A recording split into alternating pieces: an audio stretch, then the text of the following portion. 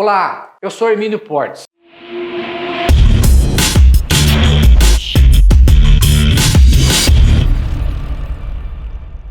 Olá pessoal, mais um vídeo sobre o IPVA de 2022 no estado de São Paulo.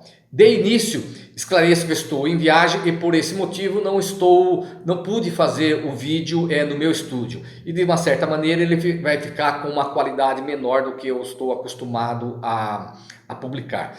Mas em virtude desse compromisso que eu tenho com os amigos de toda segunda e quinta publicar o meu vídeo, não poderia deixar de falar mais sobre esse assunto. Pois bem, como eu sempre falo, existem duas opções para o público PCD referente ao IPVA de 2022 no estado de São Paulo. A via administrativa. Se fizerem a via administrativa, tem que submeter sim ao que a Fazenda está determinando. Não há jeito de se modificar. Não há jeito de se modificar.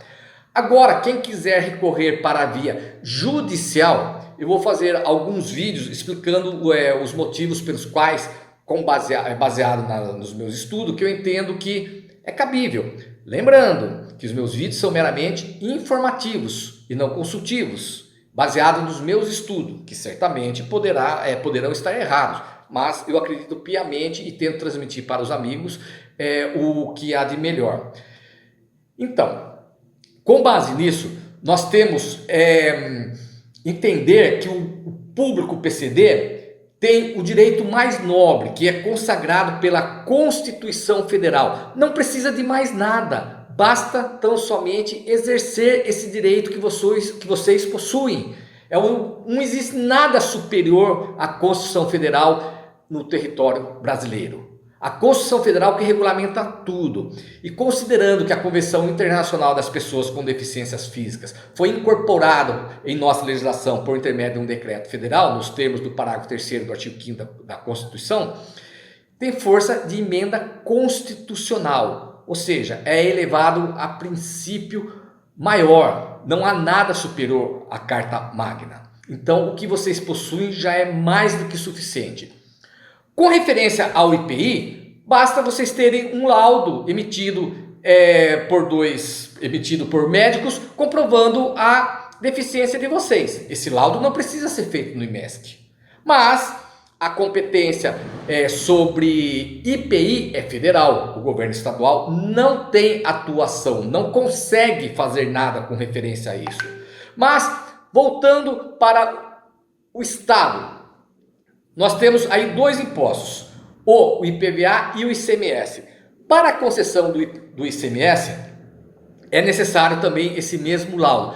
Mas olha só, esse laudo não precisa ser no IMESC. A portaria CAT, número 18, que regulamenta o ICMS no estado de São Paulo. E ela fala no seu artigo 2º, ela fala no inciso 2 do artigo 1º, que o pedido deve ser instruído por um laudo da avaliação ou pericial na forma dos anexos 3, 4 e 5. Ele enumera como esse laudo, ele explicita, fala como esse laudo deve ser feito, conforme o caso, e que ateste a condição da pessoa com deficiência física, visual, mental, severa ou profunda ou autista, emitido há menos de 2 anos da data do protocolo do requerimento mencionado no CAPT, por prestador de serviço público de saúde, serviço privado de saúde, contratado ou conveniado que integre o Sistema Único de Saúde, SUS, pelo Detran ou por suas clínicas credenciadas. Isso também está na portaria agora que saiu no SRE 28/2022, recente.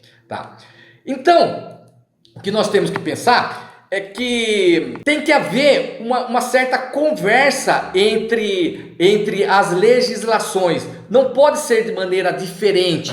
Agora, por que para o ICMS, que é um imposto estadual, não há necessidade de um laudo ser feito pelo IMESC? E com referência ao IPVA do estado de São Paulo, tem que ser pelo IMESC, com referência ao IPVA. Olha só, e o parágrafo 1º dessa mesma portaria CAT, olha o que ela fala. Ela fala que o laudo, que se trata do inciso 2, esse que eu acabei de falar, poderá ser substituído por laudo de avaliação apresentado à Receita Federal do Brasil por concessão da isenção do IPI. Então o que significa?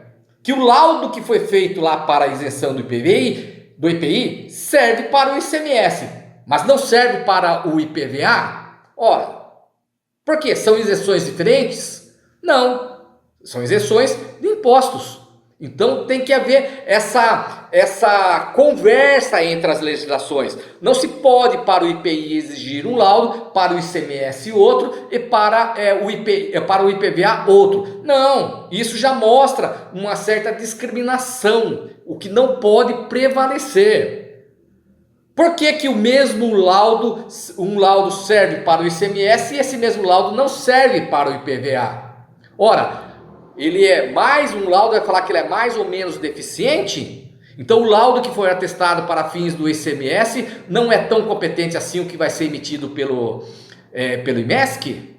Isso é uma contradição, não pode prevalecer. E no Estatuto das Pessoas com Deficiências Físicas, fala que quando houver colidência de normas, deve se aplicar a mais favorável para o público PCD. No caso, se você já possui um laudo, por que eu vou ter que fazer outro? Se você já comprovou que você é deficiente, não há necessidade de fazer outro. Então, o laudo que foi feito para fins de ICMS significa que o perito atestou falso?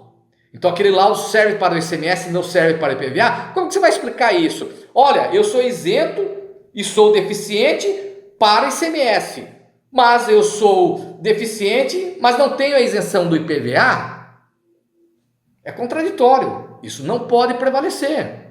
Aliás, na Convenção Internacional das Pessoas com Deficiências Físicas, diz que o Estado não deve olvidar esforços para para publicar legislações que favoreçam a acessibilidade do público PCD, de modo que elimine qualquer barreira que obste desse público de ter a vida mais próximo do normal. Então, está havendo um óbice. Ora, eu tenho um laudo, por que eu tenho que fazer outro? Então, esse é um dos motivos. Temos muitos outros que eu vou colocar no vídeo. E explicar que teve toda uma trajetória assim que tirou da finalidade da lei a isenção e passou somente para um outro documento que eu vou explicar em outro vídeo como que isso aconteceu. Bom, desculpe pelo vídeo, se inscreva no meu canal, me siga nas minhas redes sociais. Muito obrigado, fique com Deus e até a próxima.